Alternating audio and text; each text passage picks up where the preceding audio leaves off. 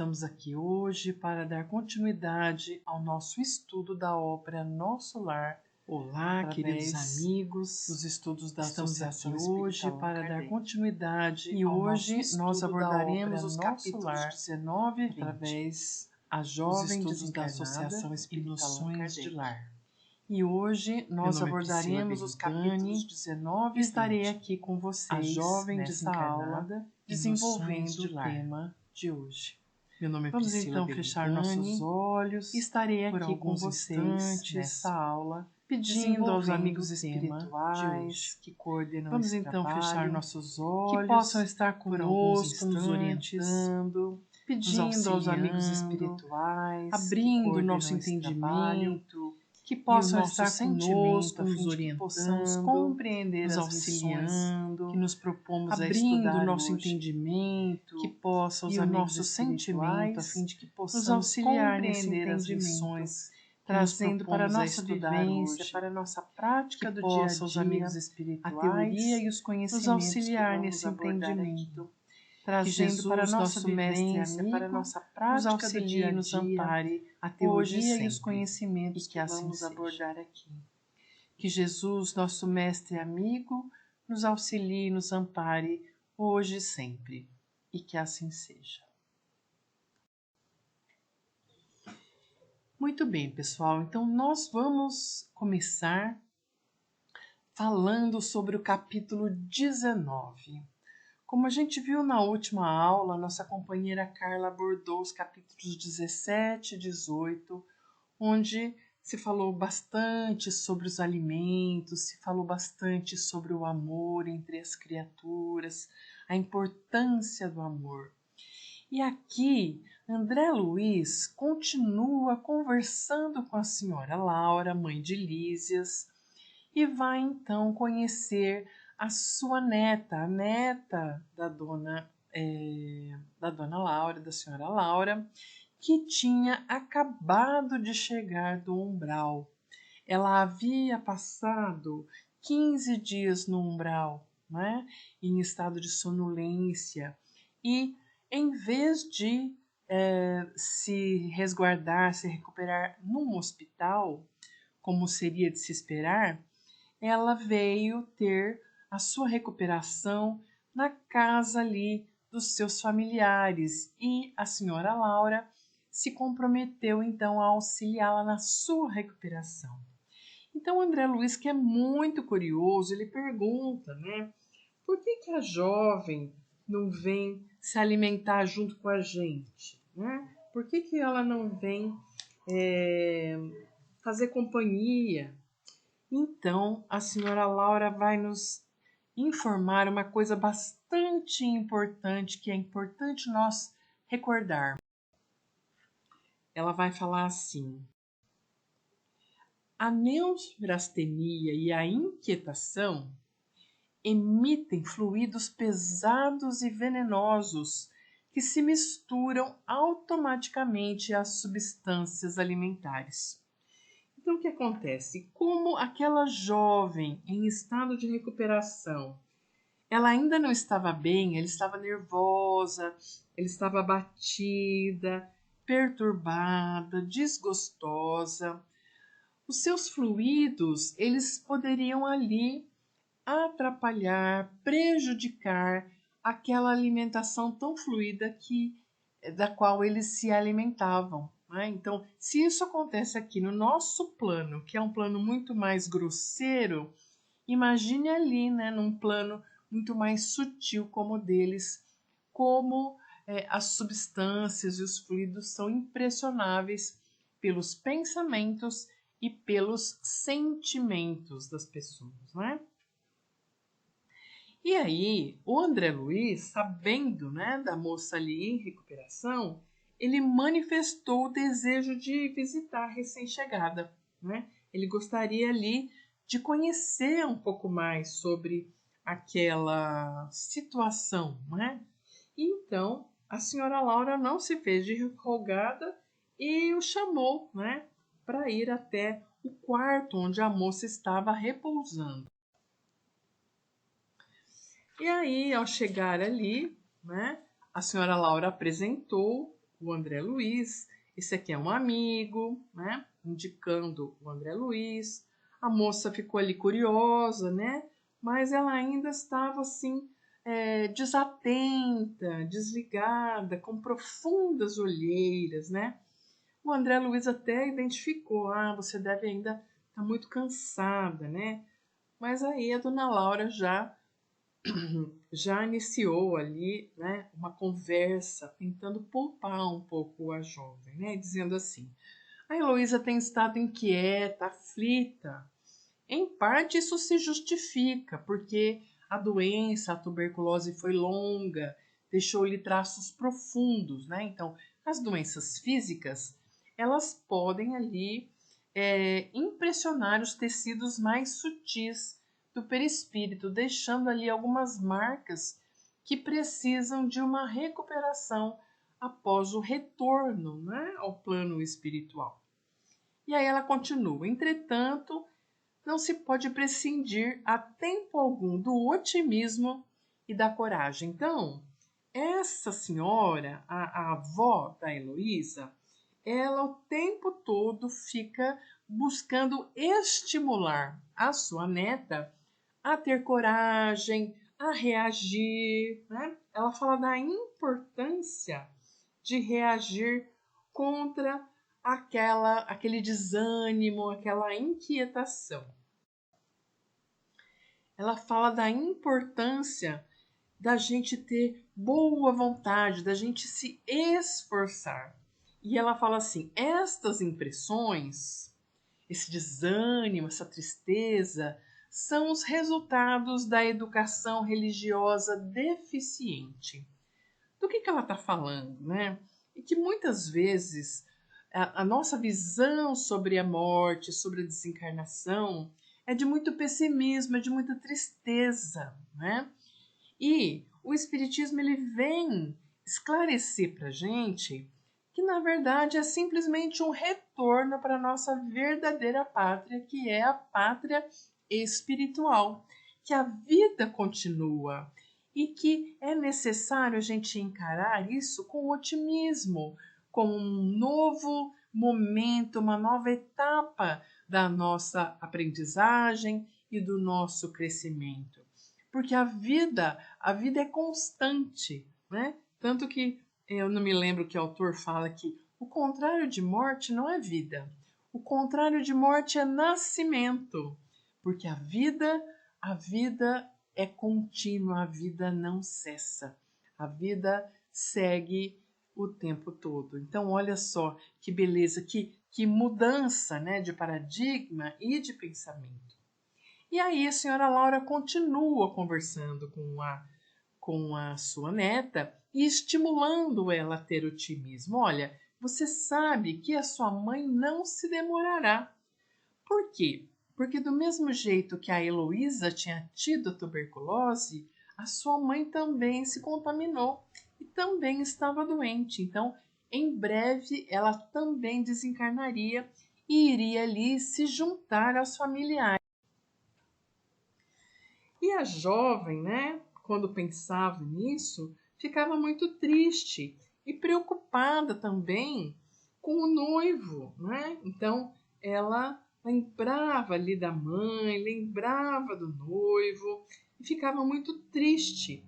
Mas a senhora Laura estimulava ela, falando assim: olha, você não pode ficar esperando, contando com a fidelidade desse noivo. Quer dizer, esse noivo, agora que você desencarnou, que você está aqui num outro plano, ele não vai ficar lá sozinho, né? Então, ela diz assim: não podes contar com a fidelidade do noivo que não está preparado a te oferecer uma sincera dedicação espiritual na Terra. Gente, é muito raro uma pessoa, né, passar uma vida sozinho. Nós temos a tendência de buscar um companheiro, alguém que possa dividir a existência, nos dar apoio, nos dar suporte no decorrer da nossa existência. Então é muito natural, né, essa busca por um novo companheiro, agora que ela já havia falecido, né? Então, isso é muito difícil de entender e de encarar para uma jovem que estava noiva, né? Para ela, então, é muito difícil aceitar essa situação. Mas a senhora Laura continua, né? Quer dizer, não seria justo exigir que ele viesse também para o plano espiritual de uma maneira brusca, né? Quer dizer, através do suicídio, por exemplo. Se ele viesse forçando a lei, não seria ainda mais duro o sofrimento? Principalmente porque eles não poderiam ficar juntos, né? Quer dizer, essa ação violenta contra a própria existência é algo que desequilibra bastante o espírito no plano espiritual. Então, o tempo de perturbação, o tempo de recuperação é muito grande. E isso talvez afastasse ele ainda mais. Então a senhora Laura continua assim: se amas de fato esse jovem, deves procurar a sua harmonia para assim poder beneficiá-lo mais tarde. Quer dizer, para que ela possa de fato auxiliar o rapaz, auxiliar esse jovem, estar com ele em algum momento, é preciso que ela busque então a sua harmonia espiritual, a sua harmonia interior, né? Então, é disso que a senhora Laura fala. E aí, imagina, ouvindo tudo isso, a jovem começou a chorar muito, né? Mas a senhora Laura ainda continua: não se preocupa, aqui, nesse plano, não te faltarão amizades carinhosas, nem a colaboração fraternal para que você se equilibre, né? Então, ele estava ali entre amigos, ela estava ali entre familiares, o que era uma bênção muito grande, né? Ela poderia contar ali com o apoio, com o carinho fraternal dos seus familiares que estavam ali reunidos e morando, né, juntos em uma casa, né, que era uma situação específica ali de Lísias, da senhora Laura. Mas o André Luiz, então, tenta, né, tornar mais leve aquele encontro, tudo, pergunta de onde ela conta que ela era do Rio de Janeiro, né, e a jovem, né? É muito natural isso, né? Da nossa, é uma característica nossa, né? Começar a se lamentar, né? Você não imagina quanto eu tenho sofrido depois de 8 meses de luta com a tuberculose, né? Mesmo com tratamento, com medicamentos, né? Não foi possível continuar vivendo no plano terrestre.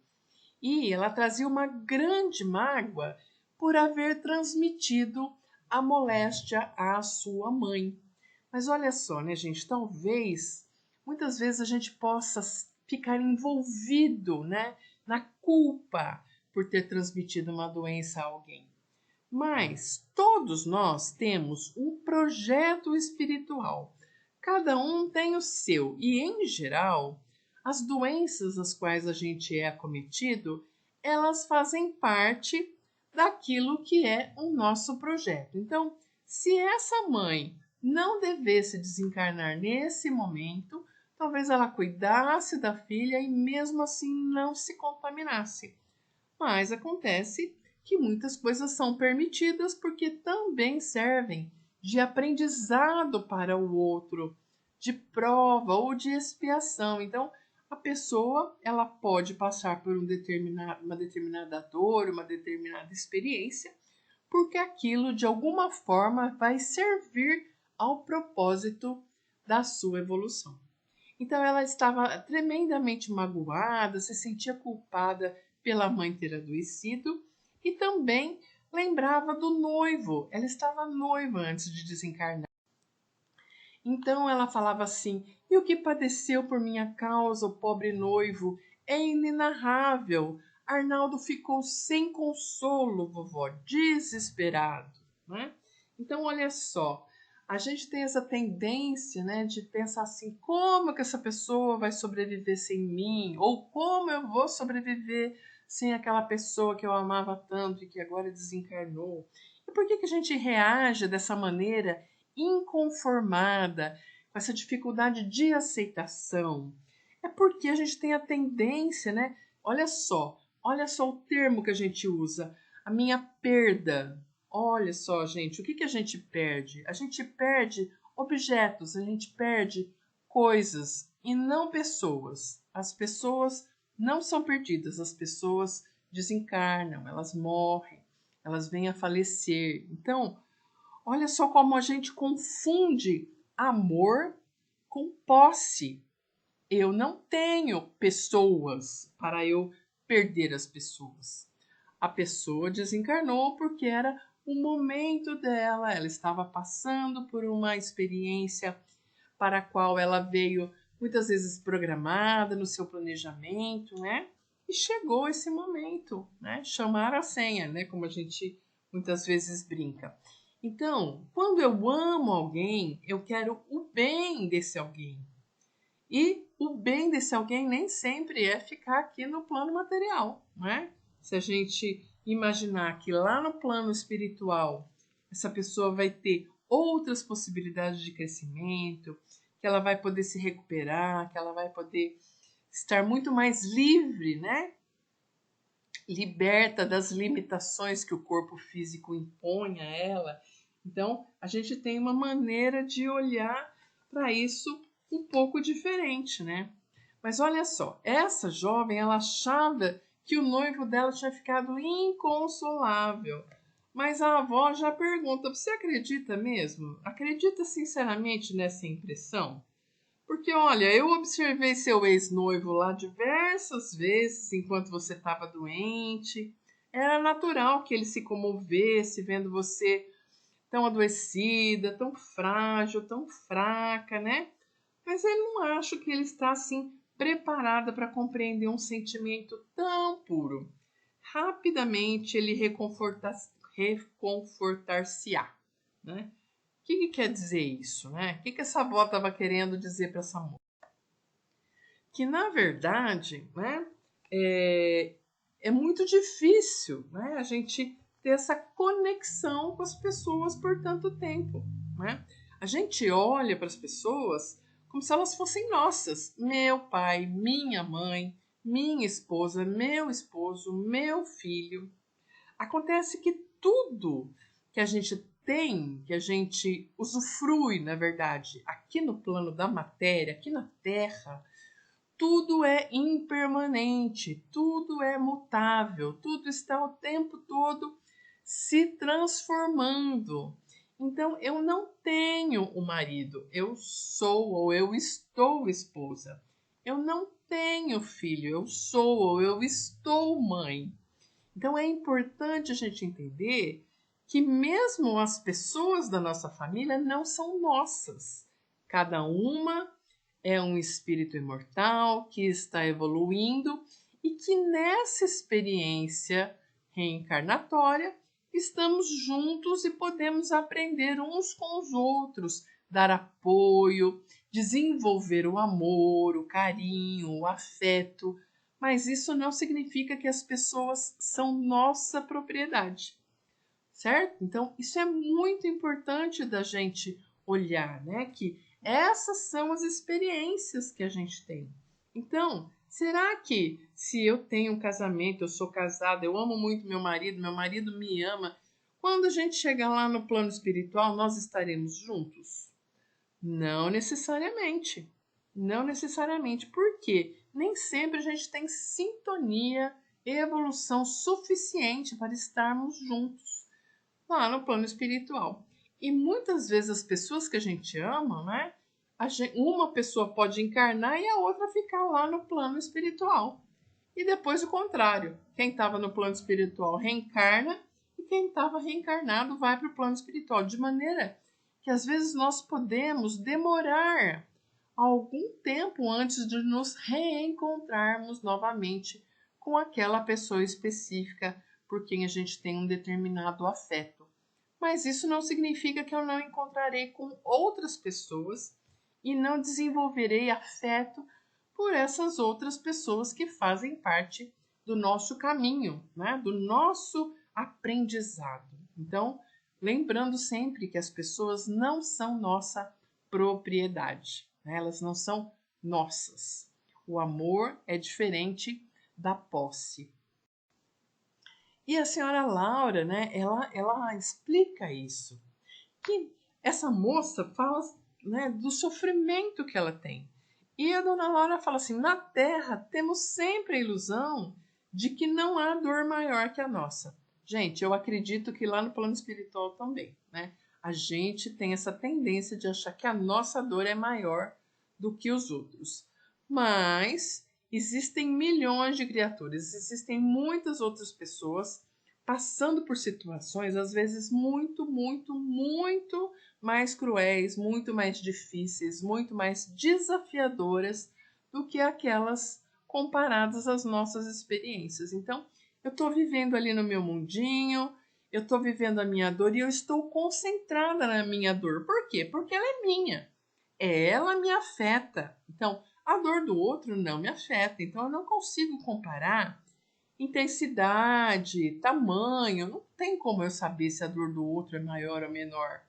Por quê? Porque a que eu estou sentindo é a minha, né? Então, só para a gente entender que cada um está passando por uma situação que é apropriada ao seu desenvolvimento, nem maior nem menor do que aquilo que nós podemos suportar, né? Mas a dona Laura então continua tentando explicar para essa moça, né? Porque ela fala: mas ele estava tão inconsolado, vovó, como que pode isso, né? E a dona Laura começa a explicar que amor iluminado, um amor realmente, né, sublimado, digamos assim, ele não é para qualquer criatura humana. Nós aqui, a maioria de nós temos experiências ainda muito simples, elas não são realmente o verdadeiro amor. Tanto é que a avózinha fala assim: lembra? Recordas da Maria da Luz, a sua amiga, que todo domingo ia lá te levar flores? Pois é, então, quando o médico explicou, né, para o seu noivo, anunciou a impossibilidade de você realmente se restabelecer no corpo físico, seu noivo, Arnaldo, mesmo muito magoado, já começou a envolvê-la em vibrações mentais. E agora que você desencarnou e que está aqui conosco, né, é provável que comece então a surgir novas resoluções novas, né, para ele. Ai, essa jovem não queria acreditar nisso, né? De jeito nenhum. Ai, que horror, que coisa triste de pensar nisso. Mas a avó fala da importância dela reconhecer as necessidades alheias. Quer dizer, você quer o quê? Quer que esse jovem agora, sei lá, de poucos 20, 30 anos, fique sozinho o resto da vida? Porque você está aqui. Você quer que ele fique lá sozinho, sem ninguém? Ou você vai pensar nas necessidades que ele tem de conforto, de companheirismo? Olha, gente, como é difícil esse amor, né? Esse amor de pensar realmente no benefício da outra pessoa. Mas ela não se conformava. Ela fala assim: que difícil, como pensar nisso, né? E a avó falando: olha, o seu noivo é um homem comum, é uma pessoa comum. Ele não está ali focado, alertado para as belezas sublimes do amor espiritual. Quer dizer, ele não vai viver um amor esperando, né, o dia do reencontro com você e vai escolher ficar sozinho nesse período. Mas a jovem não se conformava. Ela falava assim: ai, não me conformo, vovó. Justamente a Maria da Luz, que parecia tão minha amiga, tão próxima, tão. Enfim, me dava um suporte tão grande, né? E aí, olha só o pensamento da senhora Laura. Ela falava assim: ó. Não será, porém, melhor, mais agradável confiá-lo aos cuidados de uma criatura irmã? A Maria da Luz sempre será sua amiga espiritual, ao passo que, se for uma outra mulher, talvez ela te dificultasse mais tarde o acesso ao coração dele. Então, gente, olha como realmente, né, a gente vê o relacionamento como se fosse uma posse. Mas não, se eu quero realmente que a pessoa seja feliz, é bom que ele esteja com alguém bom, alguém amigo, alguém leal, alguém que vai se desdobrar na felicidade daquela nova pessoa. Olha só, será que a gente consegue pensar dessa maneira? Acho que a gente está ainda muito, muito longe disso, né, gente? Mas como é importante. Mas essa jovem estava ali, aos soluços, né? E a senhora Laura, que já tinha passado por experiências, né? E sabia o quanto é difícil para a gente ainda, quando a gente está na Terra, esse sentimento de egoísmo, ela fala assim: eu sei a causa do teu pranto, filhinha. Nasce da terra inculta do nosso milenário egoísmo, da nossa renitente vaidade humana. Mas olha, a vovó não te fala para te ferir, mas para te acordar. Parece duro, né? Essa avó, às vezes, no discurso dela, eu achei algumas vezes, nossa, que a avó mais contundente, né? Nas suas palavras, como ela é direta, como ela é objetiva, né? Ela podia dar uma dourada na pílula, fiquei aqui imaginando. Mas é interessante, né, gente? Em outros capítulos a gente também vê como a espiritualidade, apesar de ser bondosa, apesar de ser caridosa, eles são objetivos, né? Então, assim, não faz muito rodeio. Pelo menos nesse livro do André Luiz, a gente vê muitas vezes uma objetividade que estimula a gente a realmente deixar o nosso melindre, deixar, né, aquele vitimismo que é tão comum na gente e fazer a gente refletir a respeito das nossas responsabilidades, né? Então, olha só, que bom ter uma avó, um familiar, alguém que tenha coragem de ao mesmo tempo ser bondoso, caridoso, mas falar para a gente aquilo que é necessário para abrir os nossos olhos, abrir a nossa alma para a realidade e nos acordar. E aí então, né, eles deixam ela lá descansando e voltam então para a sala a senhora Laura e o André Luiz.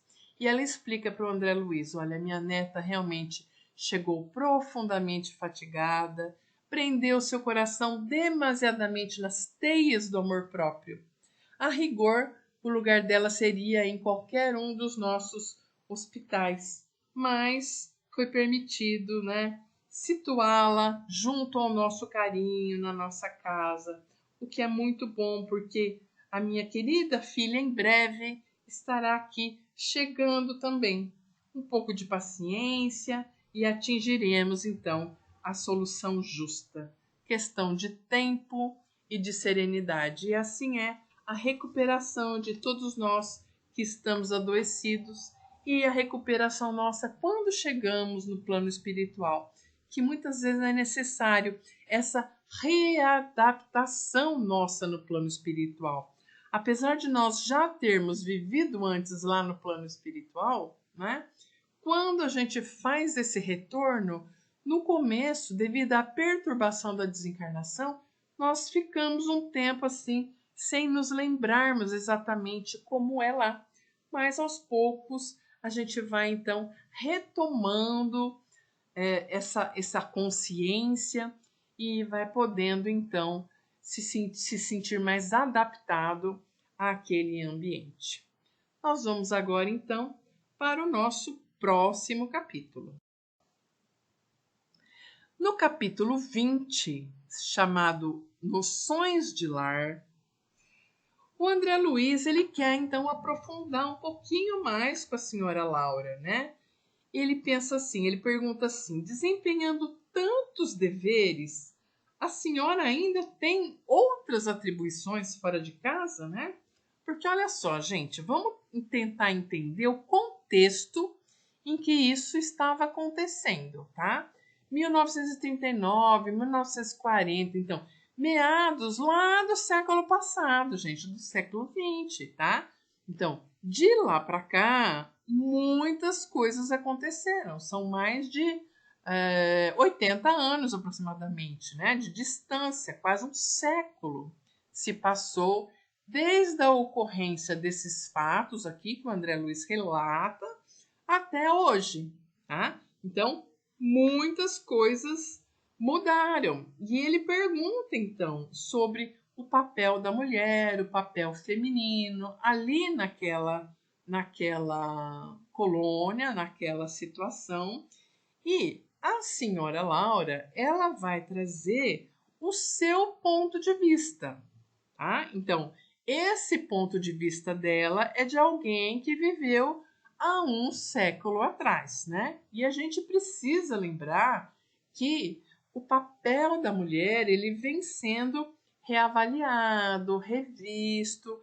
Por muito tempo a gente teve uma sociedade extremamente preconceituosa. Se a gente for remontar lá à Idade Média, né?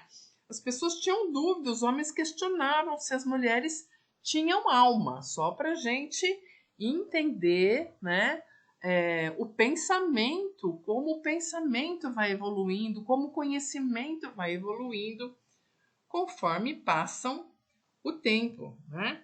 Então, olha só, o André Luiz, ele pergunta, né, sobre como é que funciona o lar, como é que funciona a estrutura, né, da família e do lar, tanto ali no plano espiritual como aqui.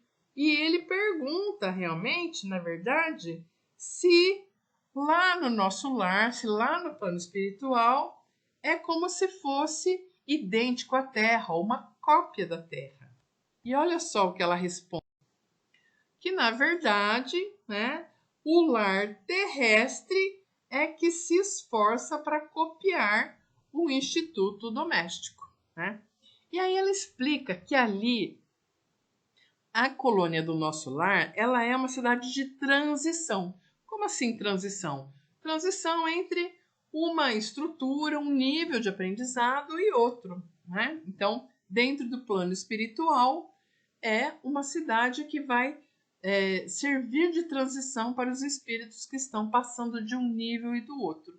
Agora, para isso, são importantes, então, o trabalho e o aprendizado. E todas as almas, lógico, inclusive as femininas, assumem numerosas obrigações, preparando-se ou para voltar ao planeta ou para ascender a esferas mais altas, né? Então, todas as almas que estavam ali se recuperando, assim como o André Luiz, por exemplo, a Heloísa, que chegou ali, a Teresa, filha da dona Laura, que em breve chegaria ali também, Ulisses, todos esses que a gente viu, ou eles estavam se preparando para voltar para o planeta numa futura reencarnação, ou para ascender a esferas mais altas, né? Como é da natureza do nosso processo de evolução, certo? E ali o que ela conta, né? Que ela também, quando chegou ali na colônia de Nosso Lar, ela tinha vivido situações, né?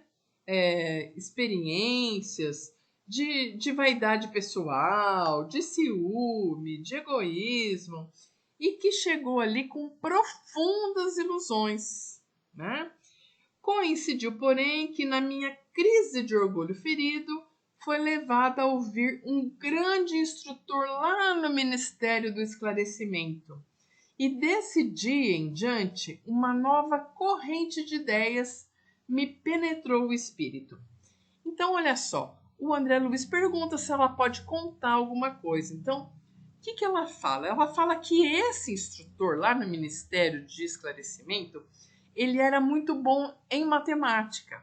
Então, o que ele usa? Né? Ele usa uma imagem, ele usa uma metáfora para tentar explicar como é a relação entre homem e mulher na constituição do lar.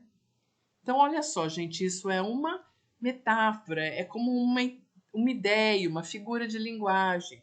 Então, ele fala assim: o lar é como se for um ângulo reto nas linhas do plano da evolução divina, né? A reta vertical, desculpa, a reta vertical é o sentimento feminino envolvido nas inspirações criadoras da vida, enquanto a reta horizontal é o sentimento masculino em marcha de realizações no campo do progresso comum. O lar é o sagrado vértice onde o homem e a mulher se encontram para o entendimento indispensável. É templo onde as criaturas devem unir-se espiritual antes que corporalmente. Olha só, gente, que interessante essa metáfora, essa analogia que ele faz aqui, né? Então, assim, muitas vezes o organismo feminino, o organismo masculino tem ali algumas características, algumas qualidades que levam então os seres a se expressar de uma maneira um pouco diferenciada uns dos outros, né? Então, ele fala da importância da instituição da família. Então, ele fala, né, sobre o lar ser esse vértice sagrado. Só que homem e mulher se encontram para o entendimento indispensável. Então, o entendimento é indispensável, gente. Só que ele ainda é um projeto. Por quê? Porque a gente está longe ainda de alcançar esse entendimento tão necessário dentro da família, dentro de um casamento, por exemplo.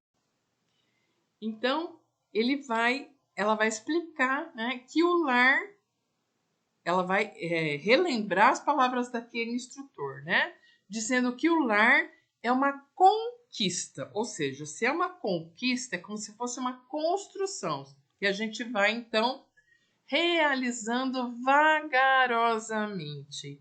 Então, não é de uma hora para outra que a gente chega nessa felicidade, chega nesse equilíbrio, chega nesse entendimento. E ela fala assim, ó, na maioria, os casais terrestres passam as horas sagradas do dia vivendo ou a indiferença ou o egoísmo feroz. O egoísmo no sentido de pensar unicamente em si mesmo e não na família toda, não na felicidade do cônjuge, o que é uma pena, porque isso acaba atrasando o nosso progresso, né? E diz assim: o homem e a mulher aprenderão no sofrimento e na luta, né? Então, a gente pode aprender de duas maneiras: ou na colaboração, no companheirismo, naquela luta, mas naquela luta que estimula o próximo a crescer também, ou aquela luta com sofrimento, onde a gente luta contra e não a favor. Então, o ideal quando a gente luta por alguma coisa é lutar a favor, lutar e não brigar, certo? Aí continua assim, ó. Por enquanto, raros conhecem que o lar é instituição essencialmente divina e que se deve viver dentro de suas portas com todo o coração e com toda a alma. E aí, gente, eu fui buscar lá em Emmanuel, no livro Vida e Sexo, essa explicação que ele faz aqui, né, sobre o que é o casamento. Então ele fala assim: o casamento ou a união permanente de dois seres implica o regime de vivência pela qual duas criaturas se confiam uma à outra no campo da assistência mútua. Olha só, gente, essas duas palavras, confiar e assistência. Significa o quê? Significa que eu conto com você para me ajudar e você conta comigo para te auxiliar, certo? E aí ele coloca aqui alguns tipos de casamento. O que são casamentos acidentais? Gente, nem tudo é planejado. A gente imagina aí, Dois jovens vão para uma festa, se embebedam, um acha o outro bonito, nem estava programando nada, mas aí por algum motivo, pronto.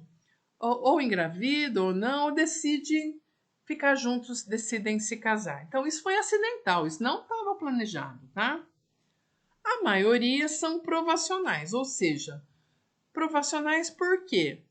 Porque são aquelas pessoas com quem eu tenho pendências lá das outras reencarnações do passado. Então a gente vem junto, muitas vezes porque nós fomos cúmplices lá no passado, realizando erros juntos, né? Então agora a gente tem a oportunidade de restabelecer o bem juntos também. Sacrificiais é quando a gente tem um espírito muito mais evoluído auxiliando o outro muito compromissado. A gente vai ver que é o caso da mãe do André Luiz, cenas dos próximos capítulos. A gente vai ver que a mãe do André Luiz, ela vai programar um casamento sacrificial assim para a sua próxima reencarnação. Mas vou deixar isso lá para o futuro, gente. Vocês vão ver aí nos próximos capítulos. Casamentos afins. Aí sim, é quando a gente já tem dois espíritos que têm os mesmos objetivos, tem aí a ideia de às vezes trabalhar em benefício de alguma ideia, alguma instituição, alguma comunidade. E os casamentos transcendentes é quando esses espíritos já são bem evoluídos e vêm então juntos para compartilhar, fortalecer e auxiliar um ao outro, né? Auxiliando ainda toda uma comunidade, né? Fazendo aí esse benefício também, não só um ao outro, mas também a todos aqueles a quem eles auxiliam e colaboram. E olha só, gente, é interessante, né? Porque quando a gente namora, quando noiva, quando tá no começo do relacionamento, que a gente tem interesse em conquistar o outro, né? Olha, a gente usa todos os recursos da inteligência, da criatividade, né? Então ela fala assim: enquanto as criaturas vulgares atravessam a florida região do noivado, procuram-se mobilizando os máximos recursos do espírito. Então eu uso inteligência, eu estou sempre motivada, eu estou sempre disposta, disponível para aquela pessoa, né? Logo que recebem a bênção nupcial, é como se tivesse uma acomodação, né?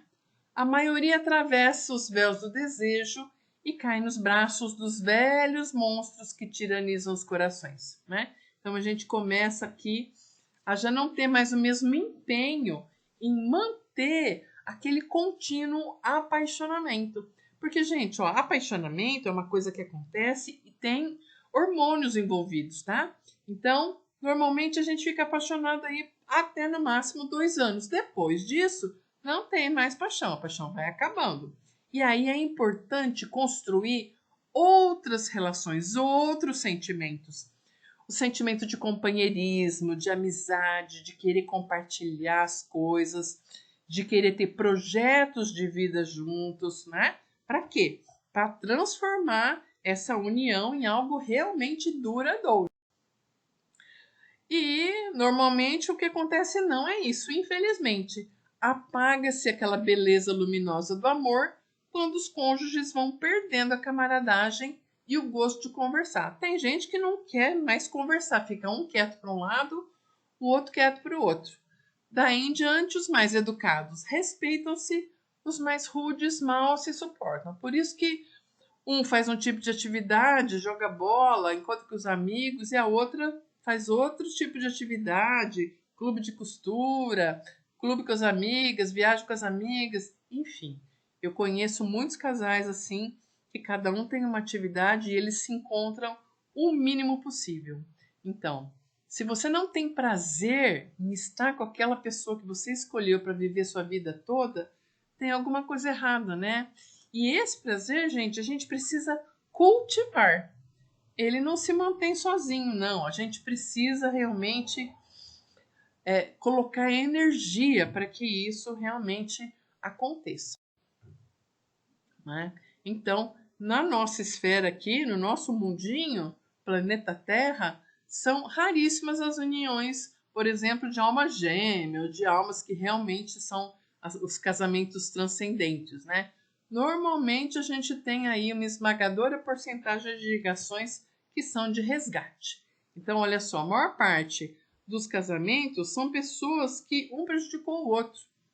Então, por isso que tem tantas desavenças. Mas cabe a gente fazer o melhor possível para que os casamentos deem certo.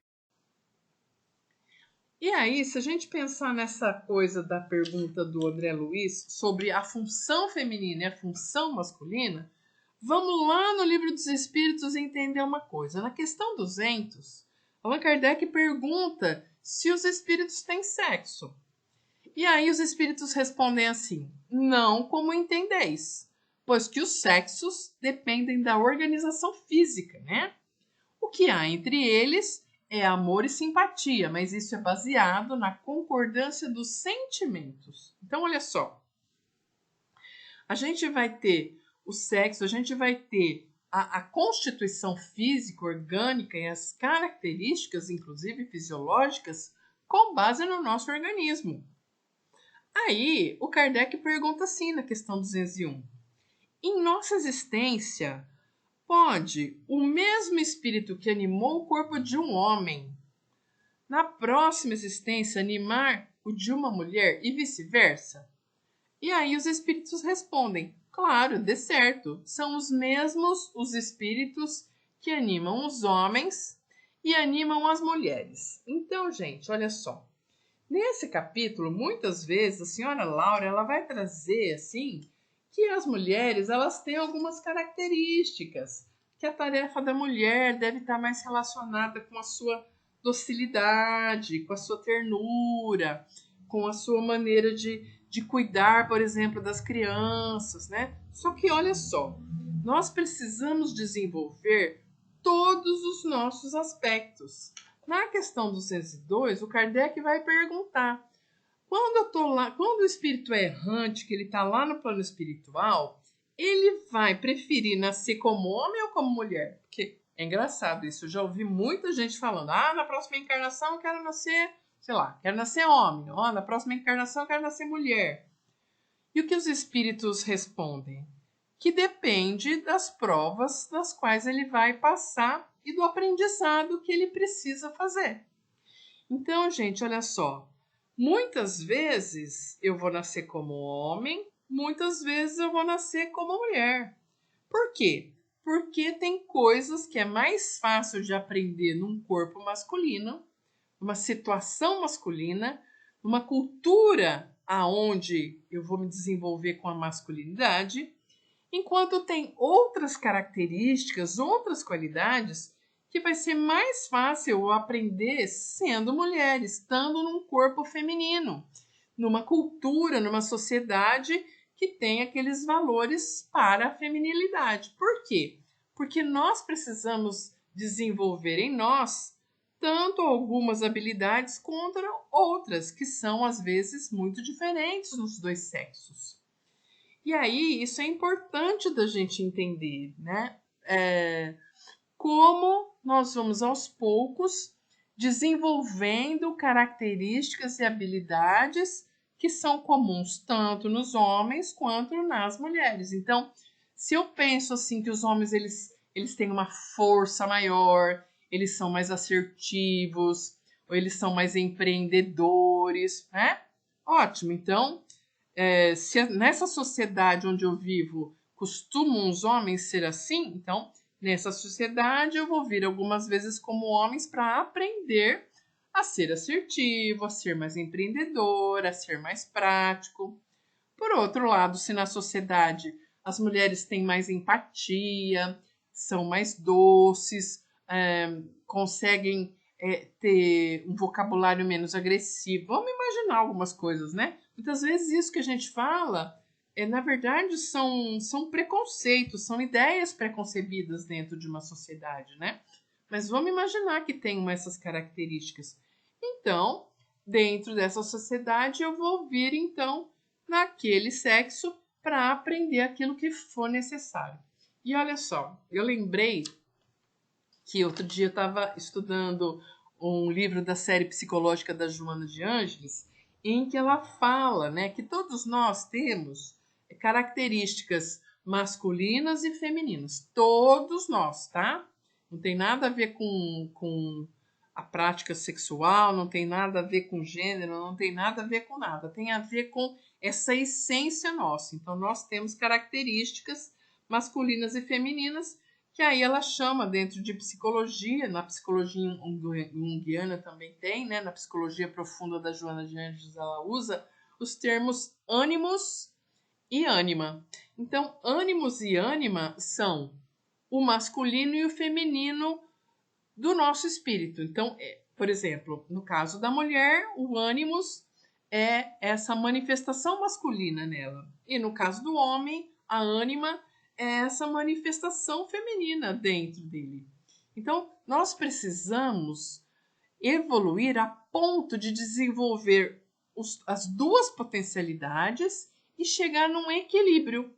E a Joana vai dizer que Jesus é o espírito que alcançou esse equilíbrio. Então, se a gente rememorar algumas passagens do Evangelho, a gente vai ver que muitas vezes Jesus é doce, é manso, é carinhoso, é afetuoso com as pessoas, ele tem empatia, ele se coloca no lugar do outro, né?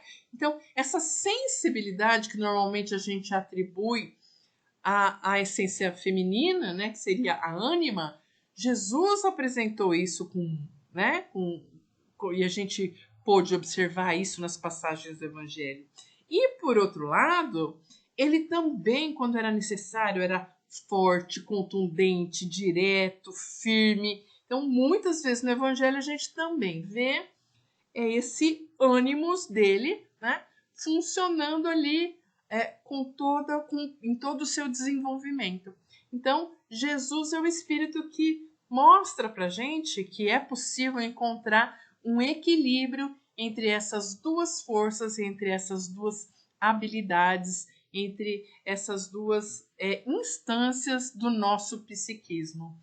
Interessante isso, né, gente? Isso aqui é uma coisa para a gente estudar muito, muito profundamente e realmente buscarmos desenvolver em nós tanto a nossa ânima quanto o nosso ânimos. Porque ao mesmo tempo que eu preciso desenvolver a sensibilidade, a doçura, eu preciso desenvolver a força, a assertividade, a objetividade. Por quê? Tudo isso é necessário ao nosso espírito que está em evolução. E aí ela fala, né, finalizando ali o capítulo, da importância, muitas vezes, do papel da mulher no cuidado direto, por exemplo, com as crianças. Então, ela fala assim, que a mulher precisa conduzir a doçura do lar, né? E dentro de casa, auxiliando, muitas vezes, os labores mais ásperos do companheiro, né? Bem interessante. E ela termina falando assim: um não viverá sem o outro. Como sustentar-se o rio sem a fonte e como espalhar-se a água da fonte sem o leito do rio, né? É interessante, né? Imaginar que nós temos instâncias diferentes, mas todas as duas são muito importantes. E nós precisamos desenvolver as duas habilidades. E ela fala ali, olha só que interessante isso, que o Ministério do Auxílio, às vezes, confia para ela, que ela tem várias atividades, o cuidado de criancinhas. E que essa atividade, as horas de serviço são contadas em dobro. Olha só como é importante o serviço maternal. Se é importante lá no plano espiritual, no plano terreno ainda mais ainda. E ela finaliza então explicando para ele que quando isso não acontece, ela tem muitas outras atividades. Gente, 8 horas por dia, todos os dias. Tanto que são 48 horas de tarefa, né? Então, todos trabalham em nossa casa, a não ser minha neta convalescente que acabou aí de chegar. Então, 8 horas de atividade no interesse coletivo facilmente. Aí ela fala assim, programa fácil a todos, né? Sentir-me-ia envergonhada se não executasse. E eu aqui, gente, querendo muito, né? Um meio período de 6 horas para poder fazer outras atividades além do meu trabalho comum, né? Por quê? Porque trabalho, gente, não é só trabalho para ganhar dinheiro, né? Trabalho, segundo o Espiritismo, é toda a atividade útil. Então, existem muitos trabalhos que a gente pode desenvolver até dentro da casa espírita, como voluntário ou dentro do nosso lar. Existem muitas atividades que a gente considera como trabalho, né, em interesse da coletividade. Então, é muito importante que a gente possa, de fato, quando a gente puder, né, destinar uma parte do nosso tempo para esse trabalho não remunerado, esse trabalho que é o trabalho para o nosso espírito, para o nosso crescimento espiritual, que realmente é muito importante e que é fundamental para o nosso desenvolvimento. Eu agradeço a todos vocês que estiveram conosco durante essa aula e em breve estaremos novamente dando continuidade ao nosso estudo dos próximos capítulos do livro Nosso Lar. Um grande abraço a todos, que Deus, nosso Pai, abençoe, inspire e ilumine a cada um.